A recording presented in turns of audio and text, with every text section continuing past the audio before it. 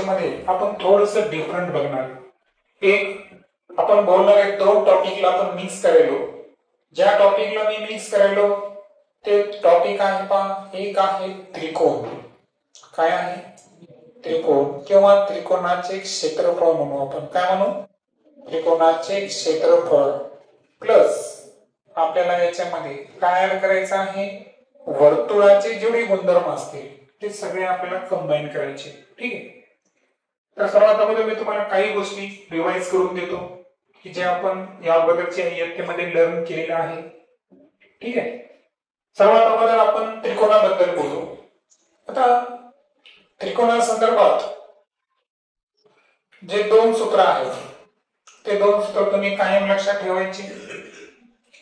एक तर त्रिकोण जे आहे त्यामध्ये पहिली शक्यता अशी असेल की मी एक आकृती काढतो. या आकृतीचं नाव आहे ABC.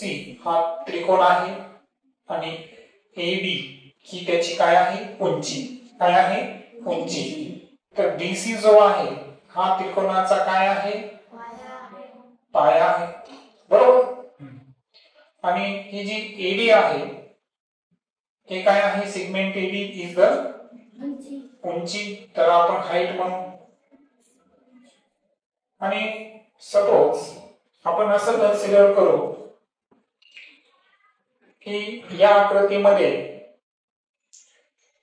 जे आपल्याला BC दिलेलं आहे, लेंथ ऑफ BC हे आपल्याला दिले समजा 20 सेंटीमीटर.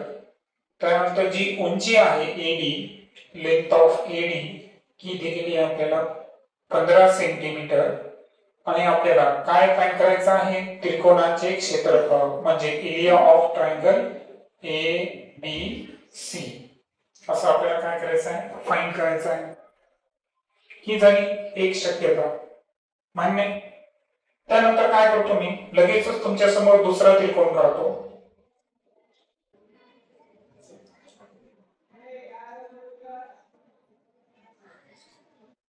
या त्रिकोणाचं नाव मी चालू वाटलं तर नाव बदलतो. नाव देतो PQR. या त्रिकोणाचे मी मेजरमेंट घेतो. सपोज मी मेजरमेंट घेतलं की ही बाजू जी आहे ही आहे 6 सेंटीमीटर, ही बाजू आहे 8 सेंटीमीटर आणि ही बाजू आहे 10 सेंटीमीटर. ही झाली सेकंड केस त्रिकोणाच्या क्षेत्रासंदर्भात. त्यानंतर आणखीन एक केस आपल्याला बघायची आहे. तर ती केस आहे केस 1, केस 2 आणि ही आहे केस 3. सो यामध्ये मी काय करतो की एक त्रिकोण घेतो आणि या त्रिकोणाच्या प्रत्येक बाजूचं माप हे किती आहे? 6 सेंटीमीटर. म्हणजे किती आहे? 6 सेंटीमीटर आहे. अर्थातच हा काय आहे? समभुज त्रिकोण आहे, इक्विलॅटरल ट्रायंगल. या तीन जणांचं आपल्याला काय करायचं आहे? क्षेत्रफळ जे आहे ते समजून घ्यायचं आहे. बरोबर. म्हणजे आपण काय करायलो? बऱ्याचशा गोष्टी कंबाईन करायला. येते लक्षात? सुरुवातीला अवघड वाटेल पण हळूहळू सवय होऊन जाते. ठीक आहे. आता पहिल्यांदा जेव्हा आपल्याला area of triangle ABC PQR आणि याला नाव द्यायचं राहिलं आपलं. सपोज याचे नाव काय आहे? XYZ. तर यामध्ये माझ्याकडे 3 पोर्शन आहेत पहा. 1, 2 आणि 3. कमीत कमी जागेमध्ये मी हे तिन्हीचे क्षेत्रफळ तुम्हाला काढून दाखवतो. सर्वात अगोदर मी काय करेन?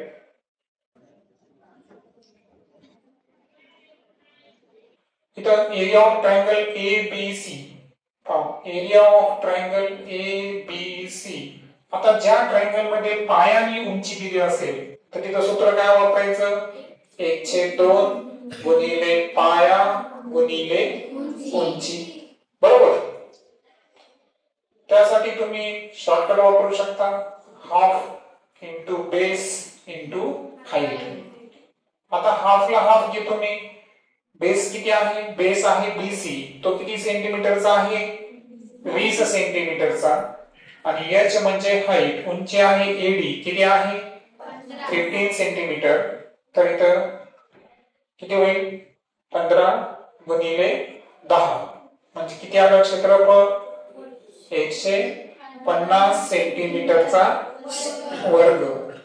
तर हे जे क्षेत्रफळ आलं हे कोणाचं आलं एरिया ऑफ ट्रायंगल ABC. परंतु हे यासाठी मी हे सूत्र का वापरलं 1/2 गुणिले पाया गुणिले उंची. कारण या भौमितिक आकृतीमध्ये या त्रिकोणामध्ये आपल्याला काय प्रोव्हाइड केलेलं आहे ते महत्वाचं होतं. आपल्याला दिला होता पाया आणि उंची म्हणून आपण सूत्र हे वापरलं.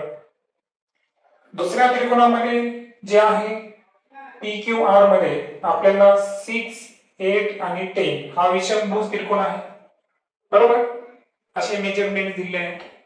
मग आता इथं त्रिकोणाचे क्षेत्रफळ कसं काढायचं त्यासाठी ट्रिक लक्षात घ्या. यामध्ये अगोदर करायची अर्ध परिमिती. काय करायचं त्यानंतर त्रिकोणाचे क्षेत्रफळ पहा. आता एक लक्षात घ्या हे जे लेक्चर आहे त्रिकोणाचे क्षेत्रफळ प्लस वर्तुळ हे आपलं 3 टर्म मध्ये होणार आहे. किती टर्म मध्ये 3 टर्म मध्ये. म्हणून याचं काय करू माहिती का आपण याला नाव देऊ पहा. याचं हे पहिलं लेक्चर आहे. किती लेक्चर आहे पहिलं लेक्चर. कारण मी तुम्हाला आधीच म्हणलो की पहिल्या लेक्चर मध्ये मी तुम्हाला काय शिकवणार त्रिकोणाचे क्षेत्रफळ सगळं डीप मध्ये. दुसऱ्या लेक्चर मध्ये काय शिकवणार वर्तुळ म्हणजे यामध्ये अर्धवर्तुळ सुद्धा आलं. वर्तुळ आणि अर्धवर्तुळ हे सुद्धा आलं ते आपण कंबाईन शिकू. आणि तिसऱ्या मध्ये आपल्याला काय करायचंय त्या दोघांना एकत्रित करून कशी उदाहरणं तयार होतात ते आपल्याला लर्न करायचंय. आता आपण सेकंड टॉपिक बद्दल बोलू. सेकंड टॉपिक मध्ये काय करायचं तुम्ही जे 3 बाजू आहेत ना त्यांना मेजरमेंट त्यांचं माप साठी आपण ABC कन्सिडर करू. जसं की A किती मापाचा आहे 6. B PR चं माप B आहे. B किती आहे 8 आणि QR याचं माप C आहे. आणि C किती दिला आपल्याला 18 सेंटीमीटर दिला. आपण असं कन्सिडर करू. तर हा पहिला टॉपिक इथं संपलेला आहे. आता आपण कोणाबद्दल बोलायलो PQR बद्दल बोलायलो. याला लक्षात एकाच ठिकाणी मी तुम्हाला एकाच लेक्चर मध्ये 3 टाइप शिकवले ठीक आहे. तर सेकंड टाइप मध्ये काय करायचंय तुम्हाला पहा. आता कोणत्या त्रिकोणाबद्दल बोलायलो मी PQR इथं वाटल्यास लिहितो PQR या त्रिकोणा संदर्भात आपण बोलायलो ठीक आहे. मग PQR मध्ये आपल्याला काय करायचं माहिती का अगोदर अर्ध परिमिती काय करायची आहे अर्ध परिमितीला इंग्रजीमध्ये म्हणतात सेमी पेरिमीटर. त्यासाठी अक्षर वापरतो आपण यस. काय अक्षर वापरतो यस. परिमिती म्हणजे काय बरं तिन्ही बाजूंची.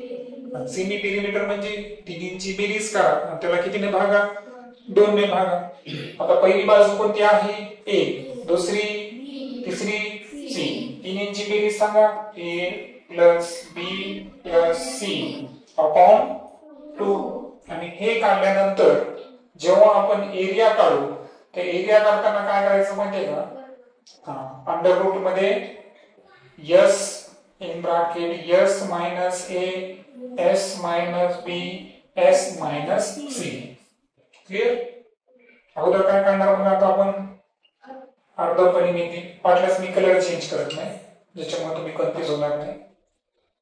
आता A माप किती सांगा 6.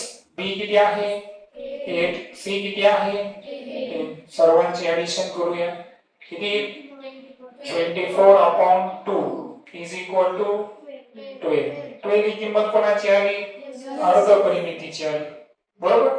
आता आपल्याला काय करायचं आहे एरिया. एरियासाठी आता आहेत का आपल्याकडे S ची पण किंमत आहे आणि ABC चे पण माप आपल्याकडे आहेत. क्लियर. मग सांगा S किती आला आपला 12. 12 मायनस A किती आहे 6. 12 minus 8.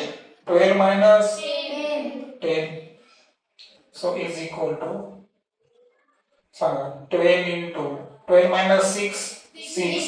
12 minus 8 4. 12 minus 10 2. Okay. then इथे घेऊ आपण is equal to 12 6 72 बरोबर. अटल्यास इथे घेऊ तुम्ही 72 मल्टीप्लाय बाय 4 2 जा 8 8 2 जा 16 8 7 जा 56 प्लस 1 मग अंडर रूट मध्ये किती आले अंडर रूट 576 576 चं वर्गमूळ काय आहे 24 क्षेत्रफळ असल्यामुळे काय घेणार आपण सेंटीमीटरचा वर्ग हे झालं दुसऱ्या त्रिकोणासंदर्भात आता येऊ आपण आपला एक झाला त्यानंतर दुसरा त्रिकोण झाला आता कोणाबद्दल बोलू आपण तिसरा पहिला त्रिकोण कोण होता आपला एबीसी दुसरा आहे PQR तिसरा कोणता आहे XYZ साठी आपण बोलू आता इथे मी कलर चेंज करतो इथे घेतो मी हा कलर ओके थोडंसं इकडे येऊ काय हरकत नाही ओके आता XYZ संदर्भात मला बोलायचं आहे XYZ मध्ये जर पाहिलं आपण तर तिन्ही बाजू कशा आहेत बरं सेम आहेत इथं तुम्हाला अर्धपरिमिती काढण्याची गरज आहे का नाही इक्विलॅटरल म्हणजे समभुज त्रिकोणासाठी सेपरेट सूत्र तुम्हाला मी काल शिकवलेलं आहे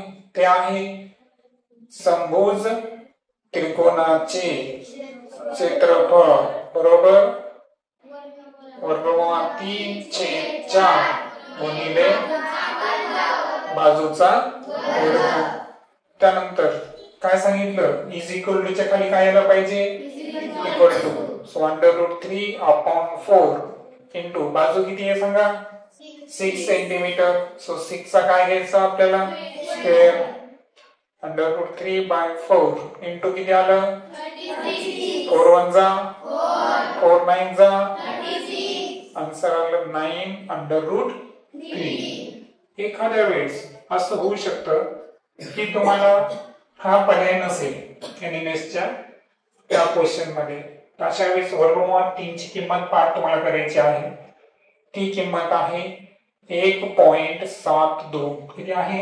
1.72 आता सांगा 9 2 जा 18 9 7 जा 63 प्लस 1 64 9 1 जा 9 50 पॉइंट नंतर किती अंक आहेत 2 स्थळ सोडून दशांश चिन्ह द्यायचं आता हे जे 9 वर्गमूळ 3 आहे याला आपण काय लिहू शकतो आपण सेंटीमीटर स्क्वेअर आणि याला आपण लिहू शकतो सेंटीमीटर स्क्वेअर मग आता आपल्याकडे दोन उत्तर आले मग तुम्ही कशावर ठरवणार सांगा एक उत्तर आहे 9 अंडर रूट 3 आणि दुसरा आन्सर आहे 15.48 दोन्हीची व्हॅल्यू सारखीच आहे फक्त ऑप्शन मध्ये काय दिलेले आहे त्यावरून ठरवायचं ओव्हरऑल आजच्या लेक्चर मध्ये तुमच्या लक्षात आलं असेल की पाया आणि उंची दिला असेल तर कोणतं सूत्र वापरायचं 2 पाया गुणिले जर त्रिकोणाच्या 3 बाजू दिल्या